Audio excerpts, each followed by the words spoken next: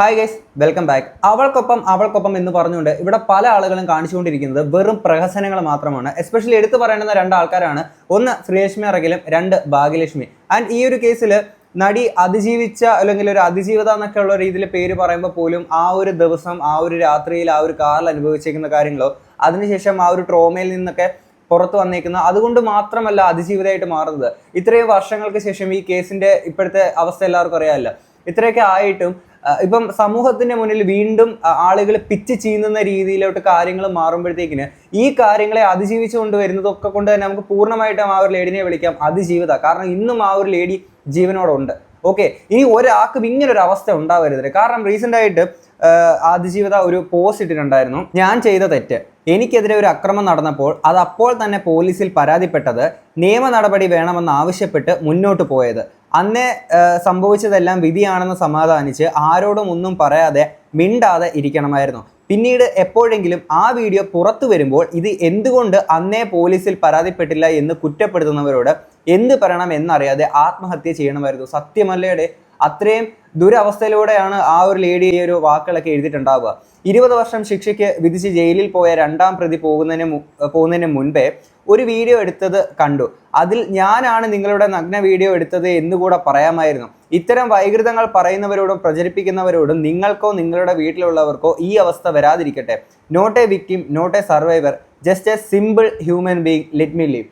അത് തന്നെയാണ്. കാരണം മാർട്ടിൻ്റെ ആ ഒരു വീഡിയോ വന്നതിന് ശേഷം കുറേ ആൾക്കാർ, ഞാൻ ആ വീഡിയോ ചെയ്തപ്പോൾ തന്നെ പറഞ്ഞിരുന്നു, മാർട്ടിൻ പറയുന്നത് ഫുള്ള് ഈ പറയുന്ന പോലെ സ്ക്രിപ്റ്റ് വായിച്ച് പറയുന്ന പോലത്തെ ഒരു പരിപാടിയാണ് അവിടെ പറയുന്നത്. ആൻഡ് അതൊക്കെ എങ്ങനെയാണ് വിശ്വസിക്കുന്നത്? നിങ്ങളൊന്ന് ആലോചിക്കുക. അതിനകത്ത് കുറേ ആൾക്കാർ ഇപ്പോഴും മാർട്ടിൻ പറഞ്ഞതാണ് സത്യം എന്ന് പറഞ്ഞുകൊണ്ട്, കണ്ടില്ലേ മാർട്ടിൻ പറയുന്നത് കേൾക്കും എന്നൊക്കെ പറഞ്ഞുകൊണ്ട്, അവിടെ മാർട്ടിൻ ഞാൻ എടുത്തു പറഞ്ഞൊരു കാര്യമുണ്ട്. ഈ അതിജീവിതയും ഒപ്പം ചേർന്നുകൊണ്ടാണ് ഇങ്ങനൊരു പ്ലാനിങ് നടത്തിയത്. ഒന്ന് ആലോചിച്ച് നോക്ക്. ഞാൻ ആ വീഡിയോയിലും പറഞ്ഞു, ഈ 3.5 കോടി ജനങ്ങളെ പറ്റിച്ചുകൊണ്ട്, ഇത്ര ആൾക്കാരെയും വിഡ്ഢികളാക്കിക്കൊണ്ട്, സ്വന്തം കരിയറും ജീവിതവും ഒക്കെ ഇല്ലാണ്ടാക്കിക്കൊണ്ട് ആ ഒരു നടി ഇത്തരത്തിലൊരു കാര്യം ചെയ്യാനും മാത്രം എന്തെന്നാണിത്? അത് മാർട്ടിൻ വന്ന് പറഞ്ഞപ്പോൾ അപ്പോഴും ആ വീഡിയോയുടെ കമന്റ് ബോക്സിൽ നമ്മൾ ഇതേ രീതിയിൽ സംസാരിച്ചപ്പോൾ ആ കമന്റ് ബോക്സിൽ വന്നിട്ട് ഇത്തരത്തിൽ കുറേ ആൾക്കാർ വന്ന് പറയുന്നുണ്ട്, അല്ല മാർട്ടിൻ പറഞ്ഞതിൽ എവിടെയൊക്കെ കാര്യമുണ്ട് അതിൽ നിന്നൊക്കെ പറയുമ്പോഴത്തേക്കിന് നിങ്ങളൊന്ന് ആലോചിക്കുക. അവൻ പുറകിൽ നിന്ന് ഒരാൾ പറഞ്ഞു കൊടുക്കുന്നുണ്ട്. ആരാണ് ഈ പറഞ്ഞു കൊടുക്കുന്നത്? എന്താണ് സംഭവിക്കുന്നത്? അതൊന്നും വേറെ ഒന്നും വേണ്ട. മാർട്ടിൻ പറഞ്ഞത് ശരിയാണ്. അപ്പൊ പൾസർ സുനി പറഞ്ഞത് എല്ലാവരും വിശ്വസിച്ചില്ലേ? അതുകൊണ്ട് മാർട്ടിൻ പറഞ്ഞതും വിശ്വസിക്കാമെന്ന്. പൾസർ സുനി പറഞ്ഞത് ആരാണ് ഇവിടെ വിശ്വസിച്ചത്? ഇപ്പൊ ഞാൻ ചെയ്ത വീഡിയോക്കകത്താണെങ്കിൽ പറഞ്ഞിട്ടുണ്ടോ, പൾസർ സുനി ആയതുകൊണ്ട് നമുക്ക് പൂർണ്ണമായിട്ട് വിശ്വസിക്കാൻ പറ്റില്ല. മാർട്ടിൻ പറഞ്ഞ കാര്യങ്ങളിൽ എവിടെയെങ്കിലൊക്കെ നമുക്ക് സംശയം തോന്നിയേക്കുന്ന ആംഗിളുകളിലോട്ട് നമുക്ക് പോകാൻ പറ്റും. പക്ഷേ ഇവൻ പറയുന്ന പൂർണ്ണമായിട്ട് എങ്ങനെ വിശ്വസിക്കുന്നത്? നടിയും കൂടെ ചേർന്നിട്ടാണ് ഈ ചെയ്തെന്നുള്ള രീതിയിൽ. എന്നാണെങ്കിൽ ആ ഒരു വീഡിയോ വന്നതിന് ശേഷം പോലീസിൽ അല്ലെങ്കിൽ നിയമപരമായിട്ട് കാര്യങ്ങൾ മുന്നോട്ട് പോയിട്ടുണ്ടായിരുന്ന നടി, നമുക്ക് അതിൻ്റെ ഒരു ന്യൂസ് കൂടെ കേൾക്കാം. ഇതുള്ള സെക്ഷൻസ് അതിൻ്റെ കൂടെ തന്നെ IT ആക്ടുള്ള സെക്ഷൻസ് നമ്മൾ ഇതിൻ്റെ അകത്ത് ചേർത്തിട്ടുണ്ട്. അതിൻ്റെ ഇൻവെസ്റ്റിഗേഷൻ ഒരു സ്പെഷ്യൽ സംഘത്തെ നമ്മൾ നിയമിച്ചിട്ട് ഒരു ഇംപാർഷ്യലും പ്രോപ്പർ ഇൻവെസ്റ്റിഗേഷൻ നടക്കാൻ പോവുകയാണ്. ഇതിൻ്റെ അകത്ത് ഈ വീഡിയോ പ്രൊഡ്യൂസ് ചെയ്ത ആൾക്കാർക്ക്, വീഡിയോ ഷൂട്ട് ചെയ്ത ആൾക്കാർക്ക്, അതിൻ്റെ കൂടെ തന്നെ അതിൻ്റെ സർക്കുലേഷനും ഡിസ്ട്രിബ്യൂഷൻ ചെയ്ത ആൾക്കാർക്ക് ആർക്കാണ് അതെല്ലാം നോക്കിയിട്ട് അത് ബന്ധപ്പെട്ട് നമുക്ക് കൃത്യമായിട്ട് ലീഗൽ നടപടികൾ എടുക്കാൻ പോവുകയാണ്. ഇതിൻ്റെ കൂടെ തന്നെ നമുക്ക് ഇതുവരെ 130 മേളിൽ ലിങ്ക്സ് ടേക്ക് ഡൗൺ ചെയ്യാൻ വേണ്ടി റിക്വസ്റ്റ് കൊടുത്തിട്ടുണ്ട്. അതിൻ്റെ കൂടെ തന്നെ ഞാൻ ഈ വീഡിയോസ് പ്രചരിപ്പിക്കുന്ന ആൾക്കാർക്ക് അറിയാതെ കുറച്ച് ആൾക്കാർക്ക് ചിലപ്പോൾ ഇത് അപ്ഡേറ്റ് ചെയ്തിട്ടുണ്ടാകും, അതിൻ്റെ അടുത്ത് കമൻറ്റ് ഇട്ടിട്ടുണ്ടാകും. ഞാൻ എല്ലാ ആൾക്കാർക്കും ഇപ്പോൾ റിക്വസ്റ്റ് ചെയ്യുവാണ്, ഇപ്പോൾ തന്നെ പെട്ടെന്ന് അത് എല്ലാ റിക്വസ്റ്റ് വീഡിയോസ് അവർ അവിടെ നിന്ന് ഡിലീറ്റ് ചെയ്ത് അത് ടേക്ക് ഡൗൺ ചെയ്യേണ്ടതാണ്. അത് ബന്ധപ്പെട്ട് അത് നടത്തില്ലെങ്കിൽ നമ്മൾ പ്രോപ്പറായിട്ട് ഒരു ലീഗൽ നടപടികളും പിന്നെ അതിൻ്റെ കൂടെ എടുക്കുന്ന ബാക്കി എല്ലാ ലീഗൽ ആക്ഷൻസ് നമ്മൾ എടുക്കാം. ഞാൻ ഫസ്റ്റ് ഈ വീഡിയോ കണ്ടിട്ടുണ്ടായിരുന്നത് ശ്രീജിത്ത് പെരുമനയുടെ പ്രൊഫൈലിനകത്തൂടെ ആയിരുന്നു. പിന്നീട് സായിച്ചേട്ടൻ്റെ വീഡിയോ കണ്ടപ്പോഴാണ് അതിനകത്ത് സായിച്ചേട്ടൻ പറയുന്നുണ്ടായി ഇത്തരത്തിൽ സംഗീത ലക്ഷ്മണ പുള്ളിക്കാരിയുടെ പ്രൊഫൈലിനകത്തൂടെയാണ് ഈ ഒരു വീഡിയോ പുറത്തേക്ക് വന്നത് എന്നുള്ള രീതിയിലൊക്കെ തന്നെ.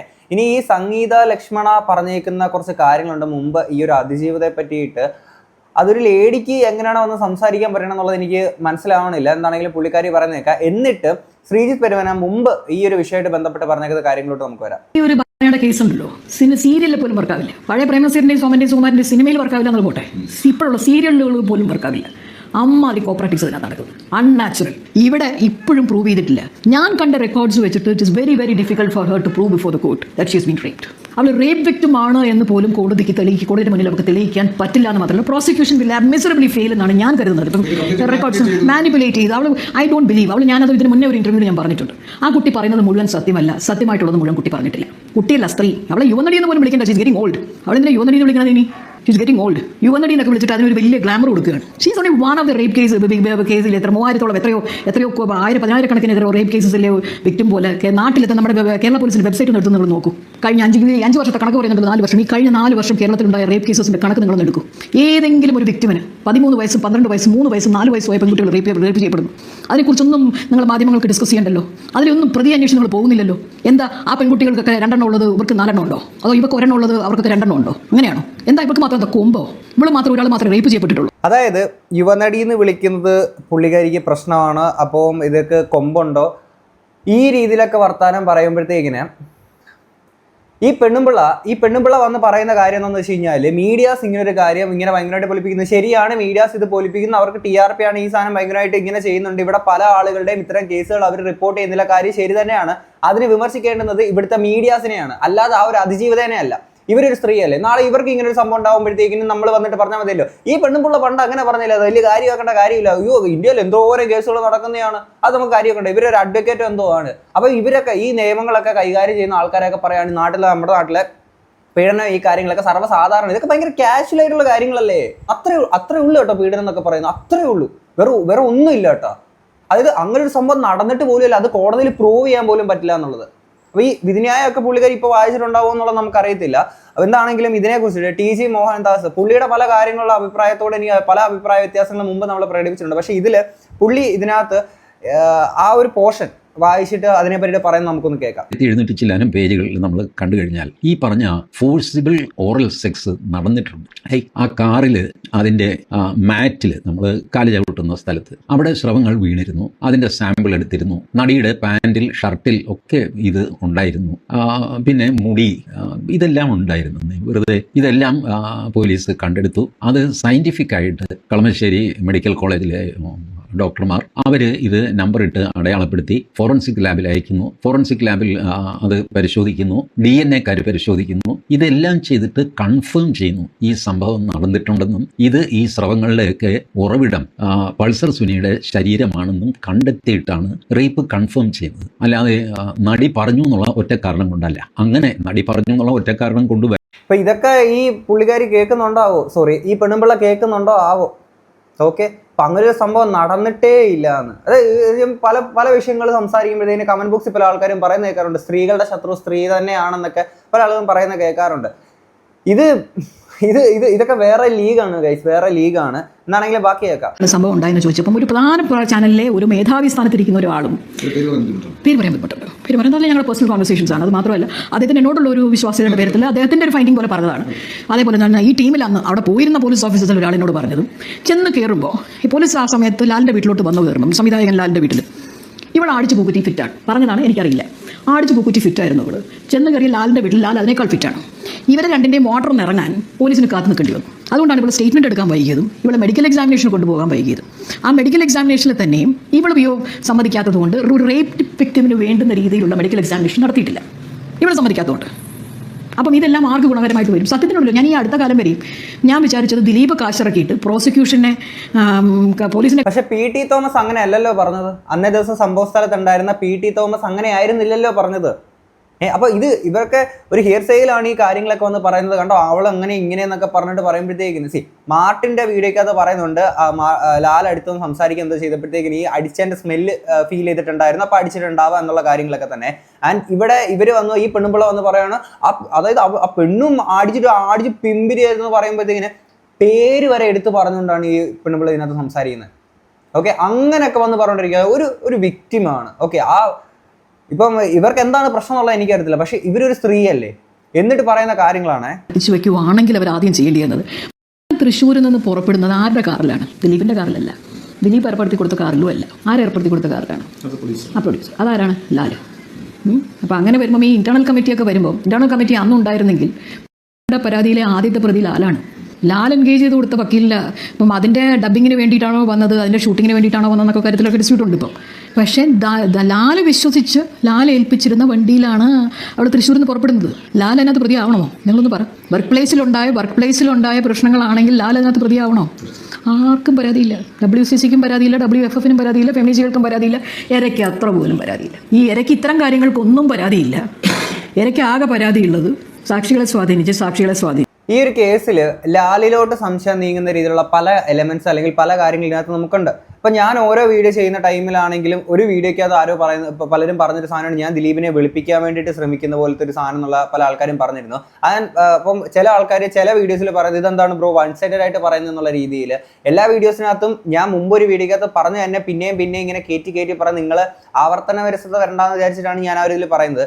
ഓരോ വീഡിയോയിലും എടുത്ത് പറയുന്നുണ്ടായി നമ്മൾ ഓരോ പെർസ്പെക്റ്റീവിൽ ഓരോ ആംഗിളിൽ നിന്നുകൊണ്ടാണ് സംസാരിക്കുന്നത്. നമുക്ക് ഈ ഒരു കേസിൽ ലാലിൻ്റെ അടുത്ത്, ദിലീപിൻ്റെ അടുത്ത്, കാവ്യ മാധവൻ, മഞ്ജു വാര്യർ അങ്ങനെ ആരുടെ അടുത്ത് സംശയം തോന്നിയാൽ പോലും ഇതിനകത്ത് ഞാൻ മുമ്പും പറഞ്ഞിരുന്നു ഈ ചർച്ചകളിൽ വന്നേക്കുന്ന പേരുകൾ ഉണ്ടാവാം, അല്ലാത്ത ഉണ്ടാവാം. ഇതിലൊക്കെ നമുക്ക് ആരുടെ സംശയം തോന്നിയാലും നമ്മളെ തെറ്റു പറയാൻ പറ്റില്ല. എന്തുകൊണ്ട്? ഇവിടുത്തെ അന്വേഷണ ഉദ്യോഗസ്ഥർ കാണിച്ചു കൂട്ടിയേക്കുന്ന അമ്മാതിരി പരിപാടികൾ ആയതുകൊണ്ട് തന്നെയാണ്. നിങ്ങൾ ആലോചിച്ചുകൊണ്ട് ഇന്ത്യയിലെ തന്നെ ഏറ്റവും ബ്രില്യൻ്റ് ആയിട്ടുള്ള ഫോഴ്സാണ് കേരള പോലീസ്.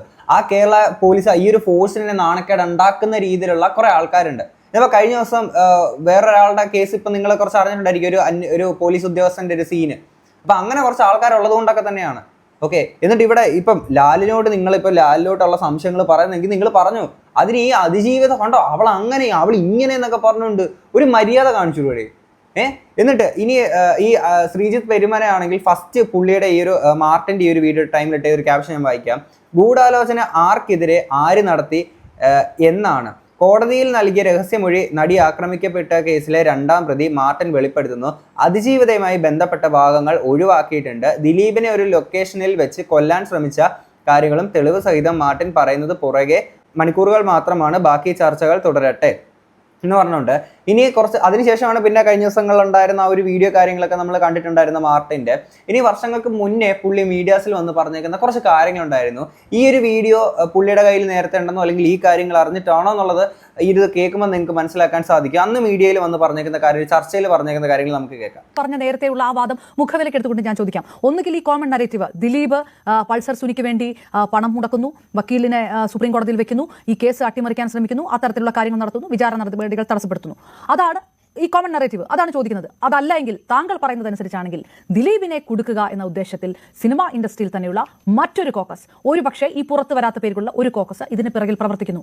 ഇല്ലെങ്കിൽ പിന്നെ ദിലീപ് എന്ന് പറയുന്ന നടൻ, നിർമ്മാതാവ് ഒക്കെ വലിയ ഒരു ഫേസിൽ നിൽക്കുന്ന സമയത്ത് ഇപ്പുറത്തുനിന്ന് മറ്റൊരു വിഭാഗം ചരട് വിരിച്ചു.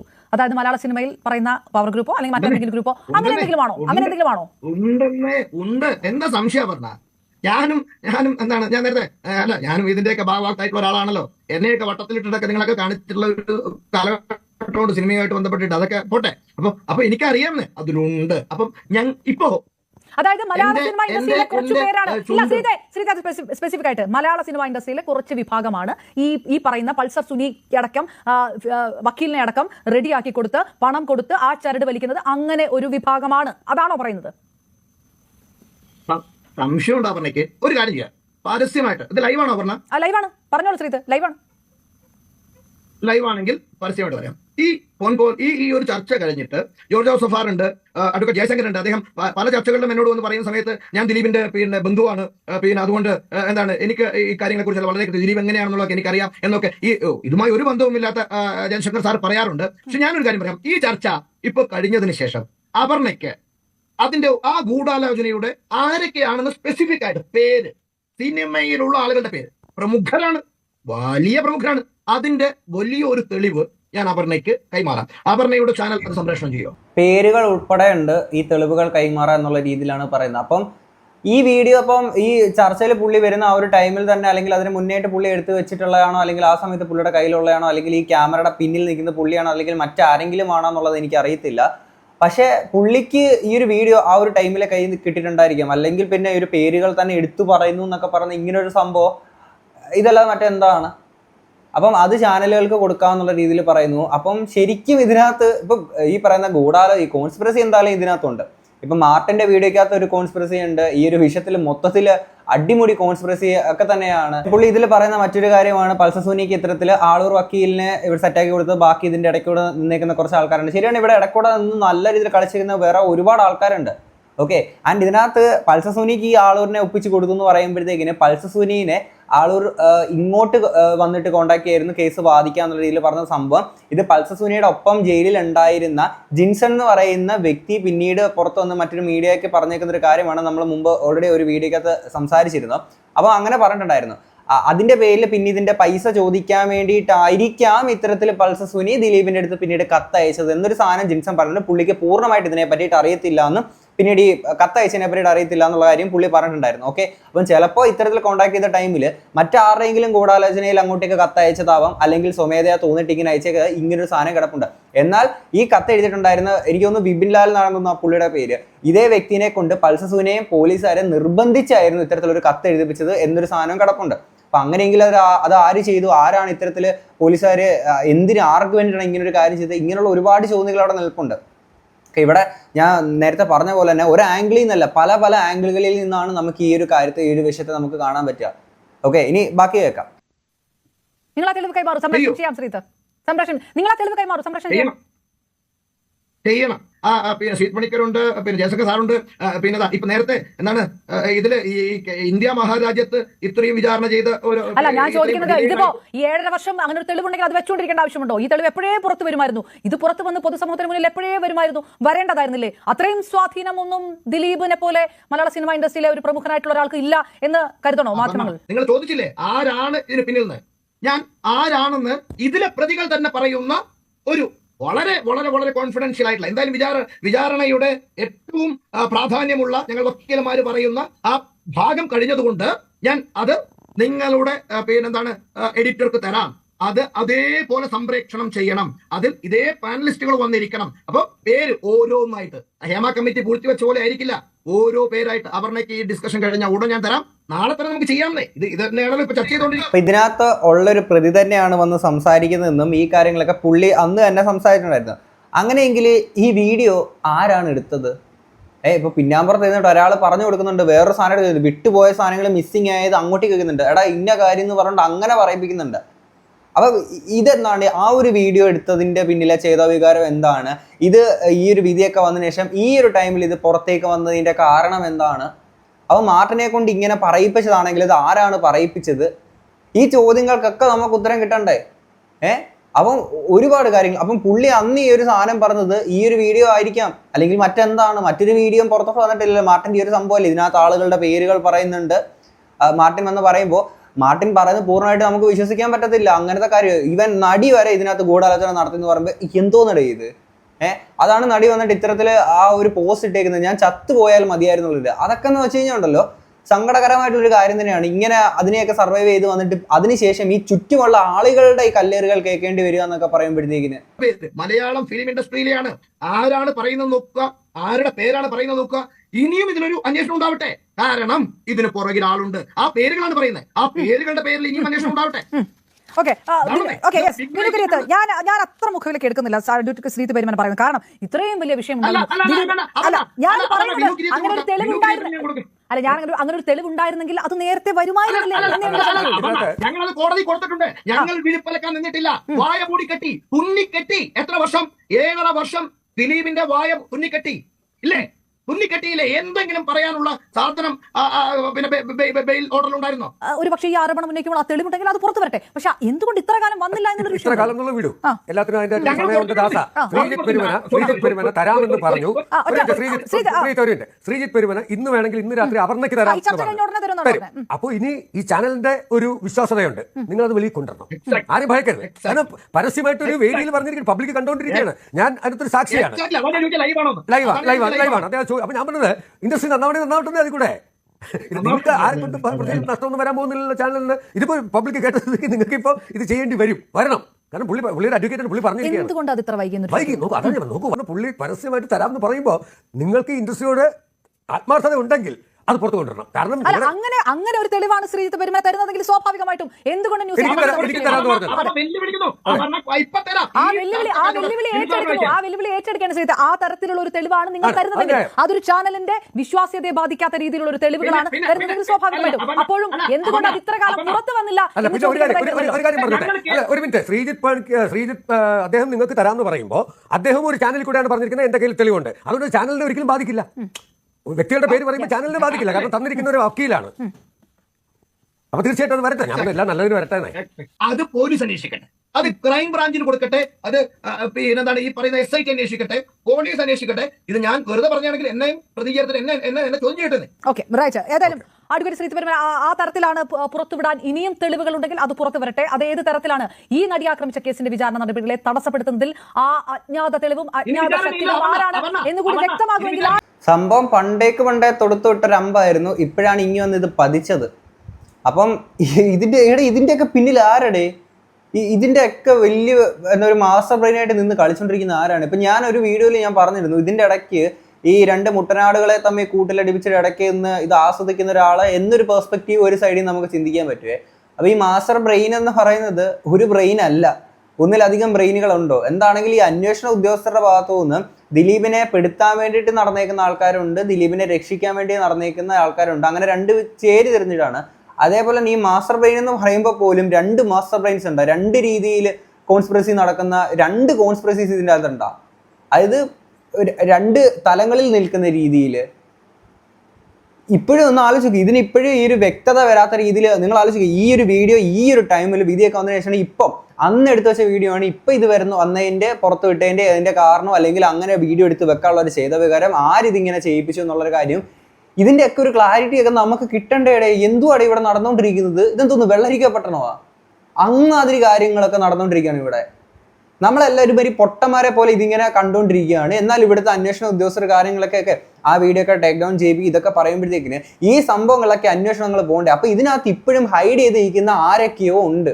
അവരൊക്കെ വെളിച്ചത്ത് കൊണ്ടുവരണ്ടേ? അതല്ലാതെ അവരെ വെളിച്ചത്ത് കൊണ്ടുവരാതെ ഇവിടെ ഇതൊക്കെ കണ്ടുകൊണ്ടിരിക്കുന്ന ജനങ്ങൾ നേരെ നടീനെ പോയി ബ്ലെയിം ചെയ്തു. കഴിഞ്ഞ ദിവസം എൻ്റെ അടുത്ത് ഒരാൾ വന്നിട്ട്, എൻ്റെ വീഡിയോ കാണുന്ന ഒരു വ്യക്തിയാണ്, നേരിട്ട് കണ്ടിട്ട് എൻ്റെ അടുത്ത് കുറച്ച് വർത്താനം പറഞ്ഞു ഈ ഒരു നടീനെ കുറിച്ചിട്ട്. ആൾക്കാരുടെ മൈൻഡ് സെറ്റ് ആലോചിക്കുന്നത് അമ്മാതിരി നെഗറ്റീവാണ് പറയണത്. അതായത് ആ അതിജീവനെ സപ്പോർട്ട് ചെയ്ത് ഒരിക്കലും സംസാരിക്കരുത് അങ്ങനെ ഇങ്ങനെ എന്നൊക്കെ പറഞ്ഞുകൊണ്ട് ഈ മറ്റേ പുള്ളിക്കാരി പറയുന്നില്ല, പെണ്ണുമ്പിള്ള പറയുന്നുണ്ടല്ലോ, അതുപോലത്തെ വർത്താനമാണ്. ഓക്കെ, ഇനി ഈ നടീനെ അല്ലെങ്കിൽ അതിജീവിതേനെ അവൾക്കൊപ്പം എന്ന് പറഞ്ഞുകൊണ്ട് വരുന്ന ഭാഗ്യലക്ഷ്മി പുള്ളിക്കാരുടെ FBയിൽ ഇട്ടേക്കുന്ന ഒരു പോസ്റ്റ് ഉണ്ട്, ഞാൻ സൈഡിലോട്ട് ഞാൻ വെക്കണില്ല.